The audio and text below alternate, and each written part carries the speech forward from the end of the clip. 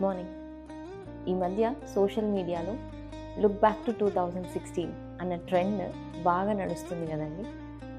2016కి 2026కి నా లైఫ్లో ఏం చేంజ్ అయిందని నేను కూడా ఆలోచిస్తూ ఉన్నాను. అన్నిటికంటే పెద్ద మార్పు దేవుణ్ణి తెలుసుకోవడం. 10 years బ్యాక్ నేను ఒక అన్యురాల్లాగా ఉన్నాను.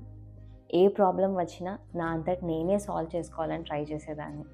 నా లైఫ్లో, నా కెరియర్లో ఎలాంటి డెసిషన్ తీసుకోవాలన్నా చాలా ఆలోచించి నా జ్ఞానంతో నేను తీసుకుంటూ ఉండేదాన్ని. కానీ ఈరోజు 2026లో నా లైఫ్ చాలా ఈజీ అయిపోయింది అని నాకు అనిపిస్తుంది. ఎందుకంటే అప్పుడు నా లైఫ్ నా చేతిలోనే ఉంచుకున్నాను, కానీ ఈరోజు నా లైఫ్ని సమస్తముగా దేవుని చేతిలోకి పెట్టేశాను. ప్రతి డెసిషన్ నా జ్ఞానంతో కాకుండా దేవుని మాట చొప్పున తీసుకుంటున్నాను. నా భారములన్నీ యెహోవాకే అప్పగించాను. నా శక్తితో, నా బలముతో, నా జ్ఞానము మీద ఆధారపడకుండా పరిశుద్ధాత్మ శక్తి మీద ఆధారపడడం నేర్చుకున్నాను. మీరు కూడా 2016 కంటే 2026లో దేవునిపైన ఎక్కువగా ఆధారపడడం నేర్చుకున్నారు. Have a blessed day.